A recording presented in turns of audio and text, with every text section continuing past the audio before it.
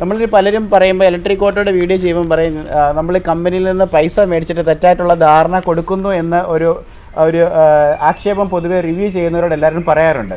പക്ഷേ വളരെ ജെന്യുവൻ ആയിട്ടുള്ള റിവ്യൂ ആണ്. അതുകൊണ്ട് തന്നെയാണ് ഇത്ര എക്സ്പീരിയൻസ് ഉള്ളൊരു മനുഷ്യനെ നിങ്ങളുടെ മുമ്പിലേക്ക് ഞാൻ പ്രസൻറ്റ് ചെയ്യുന്നത്.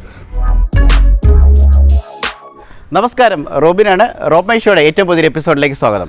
ഇന്നൊരു ഫോളോ അപ്പ് വീഡിയോ ആയിട്ടാണ് വന്നിരിക്കുന്നത്. കഴിഞ്ഞ ആഴ്ച നമ്മൾ ആപ്പെ ഇ സിറ്റിയുടെ ഇലക്ട്രിക് ഓട്ടോയുടെ റിവ്യൂ നമ്മൾ ചെയ്തിട്ടുണ്ടായിരുന്നു. ധാരാളം പേര് കണ്ടുകൊണ്ടിരിക്കുന്നു. നല്ല അഭിപ്രായങ്ങളാണ് വന്നത്. എന്നാലും അതിനകത്ത് കുറേ പേർക്ക് കുറേ സംശയങ്ങളുണ്ട്. അപ്പോൾ ഈ സംശയങ്ങളൊക്കെ ദൂരീകരിക്കാൻ വേണ്ടി അപ്പം ലൈവായിട്ട് ഈ ഓട്ടോ സ്റ്റാൻഡിൽ നിന്ന് ഞാൻ ഒരു ഓട്ടോ ഇങ്ങോട്ട് എടുത്തുകൊണ്ട് വന്നു. ആ ഒരു ഓട്ടോ ഞാൻ കാണിച്ചു തരാം. അപ്പോൾ നമ്മൾ ഇന്ന് ചെയ്യാൻ പോകുന്നത് ഓംശിവ എന്ന് പറയുന്ന ഈ ഓട്ടോയുടെ ഡ്രൈവർ അങ്കിളുമായിട്ടുള്ള ഒരു സംസാരമാണ് കേട്ടോ. അദ്ദേഹത്തോട് നമുക്ക് ചോദിക്കാം, ഇത് ലൈവിൽ ഈ ഓട്ടോയുടെ പെർഫോമൻസ് എന്താണ്, ഈ പറയുന്ന പോലെ ഈ ഇലക്ട്രിക് ഓട്ടോ വാങ്ങിക്കുന്ന ലാഭകരമാണോ, അതോ ഇനി എന്തെങ്കിലും ഇത്രയും പൈസ കൊടുത്ത് മേടിച്ചിട്ടൊരു മണ്ടത്തരമായോ എന്നൊക്കെ നമുക്ക് ചോദിച്ച് മനസ്സിലാക്കാം.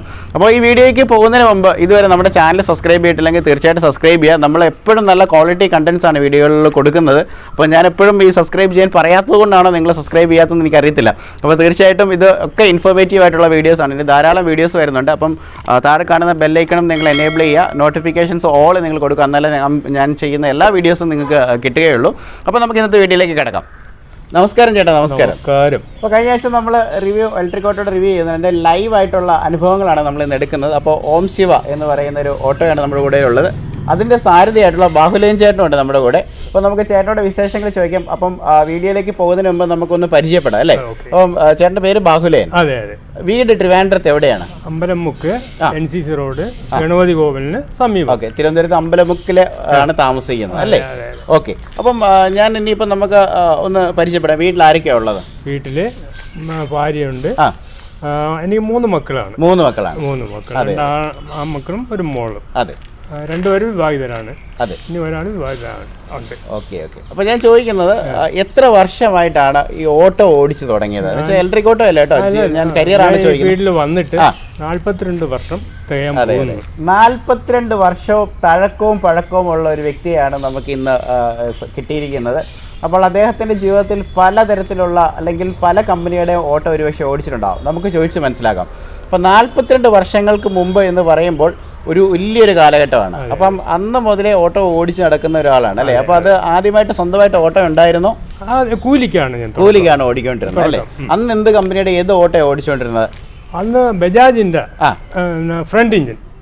ബജാജിന്റെ ഫ്രണ്ട് എഞ്ചിനാണ് ഉപയോഗിച്ചത്. അതെ അതെ. ഈ ആറിയൊക്കെ വരുന്നതിന് മുമ്പ് അല്ലെ, റിയർ എഞ്ചിനൊക്കെ വരുന്നതിന് മുമ്പ് സീറ്റിന് അടിയിലായിരിക്കും ഫ്രണ്ട് നമ്മുടെ ഡ്രൈവറുടെ കീഴിലായിട്ട് വരുന്ന എഞ്ചിൻ. അതാകുമ്പോഴത്തേനും നമ്മൾ ഭയങ്കര സൗണ്ട് ആയിരുന്നു. അന്ന് എനിക്ക് തോന്നുന്നത് ചവിട്ടിയൊക്കെ സ്റ്റാർട്ട് ആക്കുന്ന എഞ്ചിനായിരുന്നു അല്ലേ?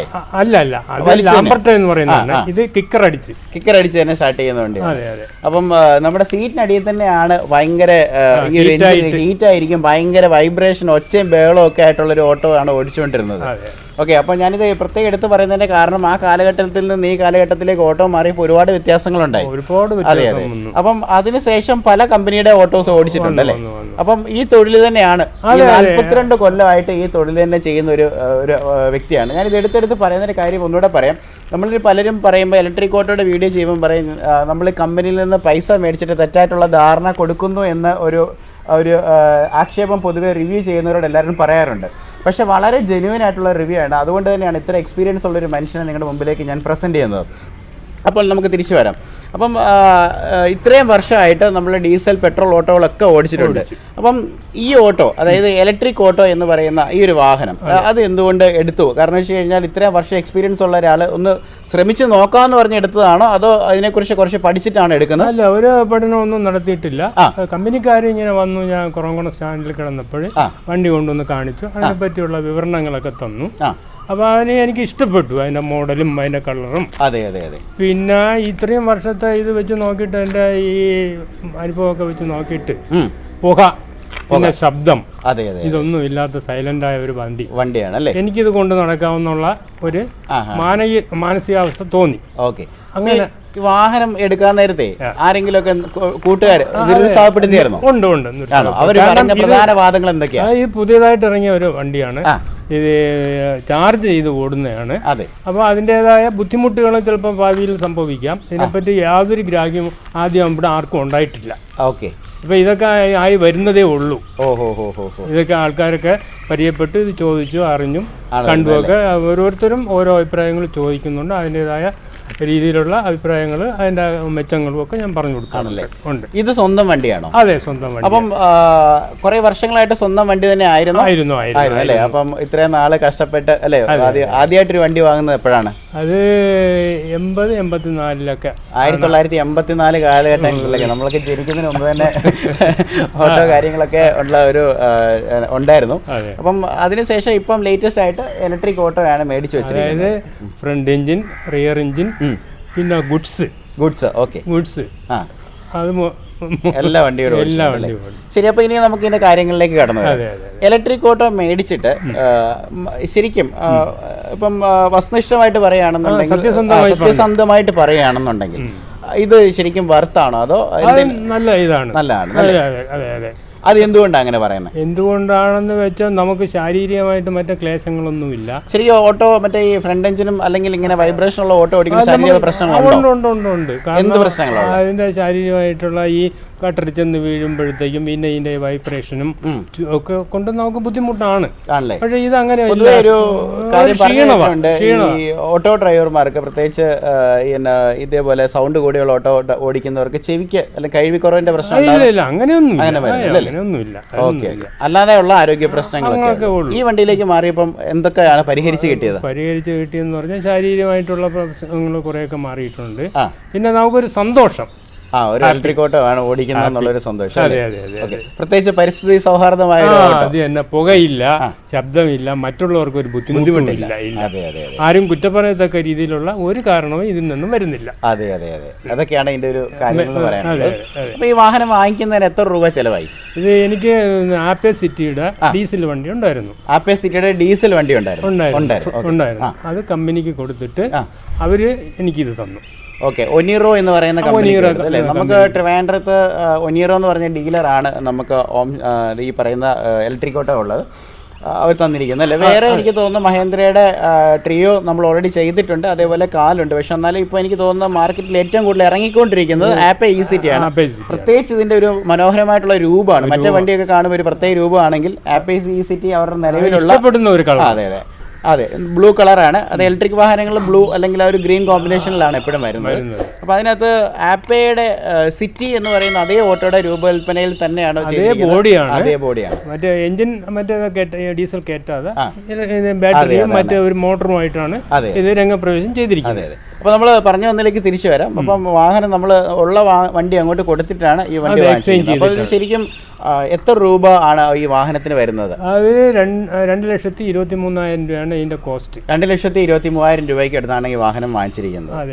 പിന്നെ നമ്മൾ എക്സ്ചേഞ്ച് കൊടുത്തെല്ലാം കുറച്ച് ലോൺ ഇട്ടിട്ടുണ്ടല്ലേ? ലോൺ. അതെ, ലോൺ ഇടാതെയൊക്കെ ഭയങ്കര പാടാണല്ലോ ഒരു വണ്ടി. എന്ന് വെച്ചാൽ അവർ അത്രയും വലിയ കടുപ്പിച്ചുള്ള ഇതൊന്നും നമ്മുടെ ആവശ്യപ്പെട്ടില്ല. എഗ്രിമെന്റിനുള്ള വസ്തുവിന്റെ കരം തീർന്നതോ അങ്ങനെയൊന്നും ചോദിച്ചില്ല. നമ്മളെ ലൈസൻസ്, പിന്നെ ഇത് ആധാർ, പിന്നെ ഇത് ഇലക്ഷൻ കാർഡ്, പിന്നെ നമ്മുടെ വീടിന്റെ ഇതൊക്കെ മാത്രമേ അവർ ആവശ്യപ്പെട്ടുള്ളൂ. അതെല്ലാം കൊടുത്തു. പിന്നെ ഏറ്റവും കണ്ടുവരുന്ന ഒരു പ്രശ്നം പറയാം. കേരളത്തിൽ ഇലക്ട്രിക് ഓട്ടോ പല സംസ്ഥാനങ്ങളിൽ ഇറങ്ങിയപ്പോഴും അവിടുത്തെ സ്റ്റാൻഡുകളിലൊക്കെ ഭയങ്കര പ്രശ്നങ്ങളായിട്ടുണ്ട്. ഓക്കെ, ഈ വണ്ടി ഓടിക്കാനായിട്ട് സമ്മതിക്കാത്ത അതിന് പല കാരണങ്ങളുണ്ട്. കാരണം ഒരുപാട് വണ്ടി എടുത്ത് വെച്ചിരിക്കുന്നവർ റിലീസിന് കൊടുത്ത കേസുകളും കാര്യങ്ങളൊക്കെ ഉണ്ട്. അപ്പം ഈ വണ്ടിക്കാണെന്നുണ്ടെങ്കിൽ അത് പെർമിറ്റൊക്കെ ഒരുപാട് പൈസ കൊടുത്താണ് വാങ്ങിച്ചിരിക്കുന്നത്.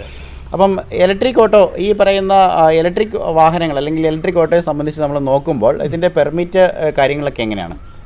ഇതിനിപ്പോൾ പെർമിറ്റ് ഇല്ല, വാഹനത്തിന് പെർമിറ്റ് ഇല്ല. അതാണ് ഏറ്റവും വലിയ. പക്ഷേ ഡീസൽ ഓട്ടോയ്ക്കും പെട്രോൾ ഓട്ടോയ്ക്കും അതൊക്കെ ഉണ്ട്. ഈ ഇതിന് പൊല്യൂഷൻ ഇല്ലാത്തതുകൊണ്ട് ഇത് സെൻട്രൽ ഗവൺമെന്റ് സ്കീം എന്നാണ് പറയുന്നത്. അപ്പോൾ ഇതിന് പൊല്യൂഷൻ ഇല്ലാതാക്കാൻ വേണ്ടിയിട്ട് ഉള്ള ഒരു അത് കണക്കാക്കി ഇറക്കിയിരിക്കുന്നത് ആണല്ലേ. അപ്പോൾ ഇത് കമ്പനിക്കാർ പറഞ്ഞിരിക്കുന്നത് പെർമിറ്റ് വേണ്ട, already insurance. Okay, road tax അതെ, പെർമിറ്റും റോഡ് ടാക്സും ആവശ്യമില്ല ഈ വാഹനത്തിന്. അതേപോലെ നമുക്ക് ട്രിവാൻഡ്രം സിറ്റിയിൽ എവിടെ വേണമെങ്കിലും വണ്ടി കൊണ്ടുപോകും. മറ്റേന്നൊക്കെ പറഞ്ഞാൽ നമുക്ക് സിറ്റി ലിമിറ്റിനകത്ത് അല്ലെങ്കിൽ കൊണ്ടുവരാൻ പറ്റില്ല. ചില വണ്ടികൾ പെർമിറ്റ് ഇല്ലാത്തതുകൊണ്ട് കൊണ്ടുവരാൻ പറ്റില്ല. സിറ്റിയിൽ രജിസ്റ്റർ ചെയ്തവർക്ക് ഇവിടെ എവിടെ വേണമെങ്കിലും പോകാം. ഔട്ട്സൈഡിൽ നിന്ന് വരുന്നവർക്ക് അത് ബുദ്ധിമുട്ടാണ്. പക്ഷേ ഇവിടെ ഇലക്ട്രിക് ഓട്ടോ ഓടിക്കുന്ന പ്രശ്നം എല്ലായിടത്തോട്ടും ഓട്ടോ ഓടിക്കാറുണ്ടല്ലേ? ഓക്കെ, ഇനിയാണ് ഇതിന്റെ കാമ്പുള്ള ഭാഗത്തിലേക്ക് വരുന്നത്. എല്ലാവരും വണ്ടി ഒരു വാഹനം എടുക്കുമ്പോൾ ഇത് ജീവിക്കാൻ വേണ്ടി എടുക്കുന്ന ഒരു വാഹനമാണ്. നമ്മൾ കൊടുക്കുന്ന പൈസക്ക് അല്ലെങ്കിൽ ആ ഇന്ധനത്തിനുള്ള മുതൽ കിട്ടുന്നുണ്ടോ എന്നറിയണം. അങ്ങനെ വെച്ച് നോക്കുകയാണെന്നുണ്ടെങ്കിൽ കമ്പനിക്കാർ പറയുന്നത് 80 കിലോമീറ്റർ ആണ് നമ്മുടെ ഒരു ഫുൾ ചാർജിന് പറയുന്നത്. ഞാൻ ഇതിന്റെ ഫുൾ ഡീറ്റെയിൽഡ് ആയിട്ടുള്ള റിവ്യൂ നമ്മുടെ ചാനലിലുണ്ട്. അപ്പോൾ കണ്ടിട്ടില്ലാത്തവർ തീർച്ചയായിട്ടും മുകളിൽ ഐ ബട്ടൺ കൊടുക്കുക. നിങ്ങൾ വാഹനത്തിന്റെ ഡീറ്റെയിൽ ആയിട്ടുള്ള റിവ്യൂ നിങ്ങൾക്ക് കാണാം. ഇത് വർക്ക് ചെയ്യുന്നത് സ്വാപ്പിംഗ് ടെക്നോളജിയിലാണ്. സാധാരണ എല്ലാ ബാറ്ററിയും നമ്മൾ വാഹനങ്ങളുടെ ഈ ട്രേ ആണെങ്കിലും കാലാണെങ്കിലും നമ്മൾ വീട്ടിലിട്ട് നമുക്ക് ചാർജ് ചെയ്യാനുള്ള സംവിധാനമുണ്ട്. ഓവർനൈറ്റ് ചാർജ് ചെയ്തിട്ടാണ് വണ്ടി കൊണ്ടുവരുന്നത്. അപ്പം ആ വണ്ടിക്ക് 120 കിലോമീറ്ററോളം പറയുന്നുണ്ട്, 100 ഒക്കെ കിട്ടുമായിരിക്കും. ഈ വണ്ടിക്ക് 80 കിലോമീറ്റർ വരുന്നത്. പക്ഷേ ഒരു പ്രത്യേകത ഉണ്ട്, ഇതിന്റെ ബാറ്ററി എന്ന് പറയുന്നത് നമ്മൾ വീട്ടിൽ ചാർജ് ചെയ്യേണ്ട ആവശ്യമില്ല. അവരുടെ കടയിലേക്ക് കൊണ്ടുവന്ന് ഇതിനകത്തുള്ള ബാറ്ററി ഇറക്കി വെക്കുക. അതെ അതെ അതെ, അവിടുന്ന് ബാറ്ററി എടുത്ത് വണ്ടിക്കകത്തേക്ക് വെക്കാം. അതെ, അതിന് ഒരു ഇതൊക്കെ ഉണ്ട്. അതെ അതെ, അത് ഞാൻ നമ്മുടെ വീഡിയോയിൽ കാണിച്ചു, പ്രേക്ഷകർക്ക് ഏകദേശം അറിയാം. ആ രീതിയിൽ ചെയ്യാൻ പറ്റും. അപ്പൊ ഞാൻ ചോദിക്കുന്നത്, ഇതിന്റെ ഒരു ഫുൾ ചാർജിന് 159 രൂപ ചിലവാകുന്നു പറഞ്ഞു. 159 വരത്തില്ല. അത് എന്തുകൊണ്ടാന്ന് ചോദിച്ചു കഴിഞ്ഞാൽ വണ്ടി 159 രൂപയാണ് ഫുൾ ചാർജിന് എടുക്കുന്നത്. പക്ഷെ നമ്മൾ 20% 30% ഉള്ളവ കൊടുക്കുമ്പോൾ അത് കുറഞ്ഞിട്ടുള്ള എമൗണ്ടാണ് ചാർജ് ചെയ്യുന്നത്. അതെ, നമ്മൾ എത്ര ഉപയോഗിക്കുന്ന വൈദ്യുതിക്കുള്ള ചാർജാണ് നമ്മൾ ഉപയോഗിക്കുന്നത്. അതായത് ഞാൻ നേരത്തെ പറഞ്ഞ പോലെ ഇപ്പം വണ്ടി ചാർജ് ഒരു 30% ചാർജ് ഉള്ളപ്പോൾ നമ്മൾ കൊടുക്കുകയാണെങ്കിൽ 70% പൈസ കൊടുത്താൽ മതി. അതെ, അപ്പൊ ഞാൻ ചോദിക്കുന്നത്, ഈ പൈസ മുടക്കി കഴിഞ്ഞാൽ ഇത് ഓട്ടത്തിൽ നിന്ന് തിരിച്ചു കിട്ടുമോ, അല്ല കുടുംബം നോക്കാൻ പറ്റുന്നുണ്ടോ? ഉണ്ട്. നമുക്ക് ഓട്ടം കിട്ടുന്നുവെങ്കിൽ, അതായത് നമ്മൾ ഒരു സവാരി ഇപ്പൊ തമ്പാനൂർ പോയാൽ നമുക്ക് അവിടെ നിന്ന് റിട്ടേൺ വേറെ ഏതെങ്കിലും ഭാഗത്തൂടെ കിട്ടിയെങ്കിൽ മാത്രമേ നമുക്ക് ഇത് മുതലാവത്തുള്ളൂ. മറ്റേ ഇപ്പം നമ്മൾ 70 രൂപയ്ക്ക് കുറവണത്തുനിന്ന് തമ്പാനൂർ പോയാൽ ആ 70 രൂപ വാങ്ങിക്കൊണ്ട് തിരിച്ചു വന്നാൽ നമുക്ക് നഷ്ടമാണ് അല്ലേ? അതായത് കണ്ടിന്യൂസ് ആയിട്ടുള്ള ഓട്ടം കിട്ടിയാലേ പറ്റുള്ളൂ. പക്ഷെ ഇത് രണ്ട് തരത്തിലും അങ്ങനെയാണല്ലോ. പെട്രോൾ ഓട്ടോ ഓടിച്ചാൽ തന്നെയാണല്ലോ ഒരു യാത്രയ്ക്ക് അപ്പ് ആൻഡ് ഡൗൺ ഓട്ടോ ഉള്ള ചാർജസ് കിട്ടിയാൽ മാത്രമേ ശരിക്കും ഏത് ഇന്ധനം ഉപയോഗിച്ചാലും നമുക്ക് മുന്നോട്ട് പോകാൻ മുതലാകും. പക്ഷെ അത് ഇവിടെ കിട്ടുന്നില്ല. പിന്നെ 80 കിലോമീറ്റർ ആണ് ഇതിന്റെ ഒരു ചാർജിങ് പരിധി. ഇപ്പൊ നിലവിൽ 2 സ്ഥലത്താണ് നമുക്ക് ട്രിവാൻഡ്രത്തിന്റെ അറിയില്ല, 3ാമത്തെ സ്ഥലം വരുന്നുണ്ട്. ഒന്ന് നമ്മൾ പട്ടം ഷോറൂമിൽ ഇവിടെ പോയി കഴിഞ്ഞാൽ നമുക്ക് ബാറ്ററി റീചാർജ് ചെയ്യാനുള്ള സംവിധാനമുണ്ട്. ചാർജ് ചെയ്യാന്ന് പറഞ്ഞു കഴിഞ്ഞാൽ വണ്ടി അങ്ങോട്ട് കൊണ്ടുകൊടുക്കുക. ഇവരുടെ നമ്മുടെ ഒരു സിസ്റ്റം ഉണ്ട്, നമ്മുടെ വീഡിയോക്കകത്ത് നോക്കി കഴിഞ്ഞാൽ അറിയാൻ പറ്റും. അതിലേക്ക് ബാറ്ററി എടുത്ത് വെക്കുക, അവിടെ ഇരിക്കുന്ന ബാറ്ററി എടുത്ത് വാഹനത്തിലേക്ക് തിരിച്ചു വെക്കുക, പോവുക. മൊത്തം ഒരു 5 മിനിറ്റ് അല്ലെങ്കിൽ ഒരു 10 മിനിറ്റ് അങ്ങേറ്റം ഇതും കൊണ്ടുള്ള പരിപാടികൾ കഴിഞ്ഞു. ഇപ്പം നിലവിൽ ട്രിവാൻഡ്രത്ത് 3 സ്ഥലത്താണുള്ളത്. അതിനകത്ത് ഒരെണ്ണം ഫംഗ്ഷൻ ആയിട്ടില്ല. അതിനകത്ത് പട്ടത്താണ് ചെയ്യുന്നത്. അതേപോലെ പ്ലാമൂടി PMG ഒനിറോയുടെ ഷോറൂമിൽ ചെന്നാൽ മതി. ഇതേപോലെ തന്നെ നമുക്ക് പേരൂർക്കടയിൽ ഷോറൂമിൽ ഉണ്ടല്ലേ? രണ്ടിടത്തും ഒരേ രീതി ഒരേ കണക്ക് തന്നെയാണ്. ഓക്കെ, ഇനി തമ്പാനൂർ റെയിൽവേ സ്റ്റേഷനിലും കൂടെ വരുന്നുണ്ടെന്ന് പറയും. അപ്പൊ ഈ ചാർജിങ് സ്റ്റേഷനുകളുടെ എണ്ണം കുറയുന്നത് കൊണ്ട് ഇപ്പൊ നിലവിൽ ബുദ്ധിമുട്ട് നേരിടുന്നുണ്ട്. കാരണം നമുക്ക് ലോങ് ട്രിപ്പ് ഒന്നും പോകാനും പറ്റത്തില്ല. ഇപ്പൊ ഒരു ആറ്റെങ്കിലും ഓട്ടം വന്നാൽ നമുക്ക് പോകാൻ പറ്റും. കാരണം ഇത് 70 കിലോമീറ്ററേ കിട്ടുള്ളൂ.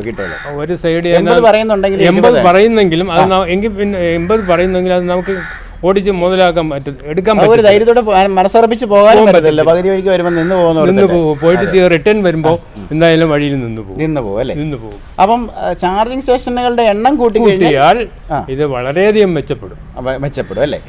ഓക്കെ, ഇത് സക്സസ് ആവുന്ന തന്നെയാണ്. പിന്നെന്താ?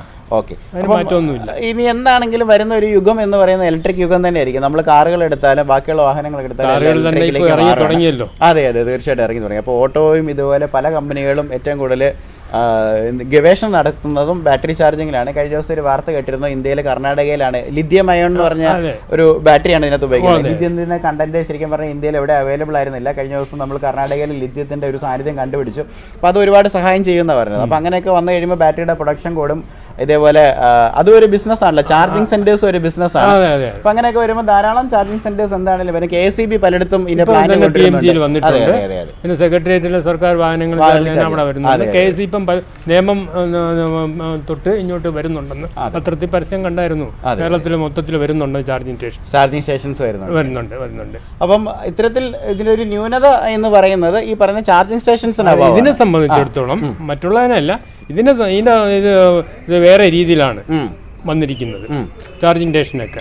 ആ രീതിയിൽ വന്നെങ്കിൽ മാത്രമേ ആ കമ്പനി ചെയ്തിരിക്കുന്ന രീതിയിൽ വന്നെങ്കിൽ മാത്രമേ കൂടുതൽ ചാർജിങ് സ്റ്റേഷൻ വന്നെങ്കിൽ മാത്രമേ ഇത് കൂടുതൽ ഇറങ്ങി. ഇലക്ട്രിക് വാഹനങ്ങളുടെ ഏറ്റവും വലിയൊരു പോരായ്മ ചാർജിങ് സ്റ്റേഷനുകളിൽ തന്നെയാണ്. പക്ഷെ വേറൊരു കാര്യം നമ്മൾ മനസ്സിലാക്കണം, നമ്മൾ ആദ്യമായിട്ട് മൊബൈൽ വരുമ്പോൾ അതിന് ടവർ എല്ലായിടത്തും ഇല്ലായിരുന്നു അല്ലേ? അത് റീചാർജ് ചെയ്യാനുള്ള സംവിധാനങ്ങളും കുറവായിരുന്നു. പക്ഷേ ടെക്നോളജിയുടെ കാലഘട്ടത്തിനനുസരിച്ച് എല്ലായിടത്തും അതിന് സംവിധാനങ്ങൾ വന്നു. നമ്മൾ ഈ പെട്രോൾ പമ്പുകൾ പോലെ തന്നെ നമ്മുടെ എല്ലാ മുക്കിലും മൂലയിലും ഇലക്ട്രിക് ചാർജിങ് സ്റ്റേഷൻസ് വരും. അങ്ങനെ വരുമ്പോൾ ഇത് തന്നെയാണ് ഇതിൻ്റെ ഭാവി എന്ന് പറയുന്നത്. അപ്പോൾ കാലേ കൂട്ടി മുമ്പേ നടന്നൊരു മനുഷ്യനാണ് വാഹനൻ ചേട്ടൻ എന്ന് പറയുന്നത്. അപ്പം ഇനി എന്താ ഇതിനെക്കുറിച്ച് പറയാനുള്ളത്? എന്തെങ്കിലും പ്രത്യേക വല്ല കാര്യങ്ങൾ പറയാനുണ്ടോ? ഇത് നല്ലതാണ്, ഇതുകൊണ്ട് നമുക്ക് സാധാരണ ജീവിച്ചു പോകാൻ കഴിയുന്ന. ഓക്കെ, അപ്പം പുതുതായിട്ട് ഈ തൊഴിലിലേക്ക് വരുന്നവർക്ക് ഈ വാഹനം കാര്യമുണ്ടോ? പ്രയോജനം ചെയ്യും അല്ലേ? ഓക്കെ, 42 വർഷത്തെ എക്സ്പീരിയൻസ് ആണ് പറയുന്നത്. ഒരു മായമോ കള്ളവോ ഇല്ല കേട്ടോ. ഇദ്ദേഹത്തെ ഞാൻ വഴിയിൽ നിന്ന് കിട്ടി, ഞാൻ ഒരു ഓട്ടം വിളിച്ചുകൊണ്ട് വന്നിട്ട് ഞാൻ വീഡിയോയ്ക്കാന്ന് പറഞ്ഞ് കൊണ്ടുവന്നതാണ്. അപ്പോൾ അതുകൊണ്ട് വളരെ പച്ചയായിട്ടുള്ള സംസാരങ്ങളാണ് സംസാരിക്കുന്നത്. അപ്പം ഞാൻ പറയുന്നത്, ഇതേപോലെ ഈ തൊഴിലിലേക്ക് വരുന്നവർ തീർച്ചയായിട്ടും പരിസ്ഥിതിയോട് അല്പ സ്നേഹമൊക്കെ നമ്മൾ കാണിക്കുകയാണെന്നുണ്ടെങ്കിൽ അല്ല, ഇനി വരുന്ന തലമുറയ്ക്ക് വേണ്ടി ഇലക്ട്രിക് ഓട്ടോകൾ ഉപയോഗിക്കണം എന്നാണ് ഞാൻ പറയുന്നത്. പുതിയ ഇത് ലോൺ കിട്ടാനൊക്കെ ഭയങ്കര എളുപ്പമുള്ള കാര്യമാണെന്ന് നമ്മൾ ഓൾറെഡി അറിഞ്ഞു കഴിഞ്ഞു. ഇതിന് ഇത്ര റേഞ്ചാണ്. ഉള്ള ഒരു പ്രശ്നം എന്ന് പറഞ്ഞാൽ ചാർജിങ് സ്റ്റേഷനുകളുടെ അഭാവമാണ്. പക്ഷേ അത് കൂടി കഴിയുമ്പോൾ ഈ പ്രശ്നങ്ങളൊക്കെ പരിഹരിക്കപ്പെടും. ഒച്ചയില്ല, വൈബ്രേഷൻ ഇല്ല, ഒന്നുമില്ല. അപ്പം നമ്മുടെ വീഡിയോ ഈ വാഹനത്തിൻ്റെ ഇൻറ്റീരിയറും അതേപോലെ ബാക്കിയുള്ള കാഴ്ചകളൊക്കെ ഓൾറെഡി നമ്മുടെ ചാനലിൽ ചെയ്തിട്ടുണ്ട്. അപ്പോൾ തീർച്ചയായിട്ടും ഇന്നത്തെ വീഡിയോ നിങ്ങൾക്ക് ഇഷ്ടമായെന്ന് വിചാരിക്കുന്നു. ബാഹുലൻ ചേട്ടനോട് ഒരുപാട് നന്ദി പറയുന്നു. കാരണം വെച്ചാൽ അദ്ദേഹത്തിൻ്റെ ഓട്ടത്തിനിടയിലാണ് ഞാൻ വിളിച്ചുകൊണ്ട് വന്നിരിക്കുന്നത്.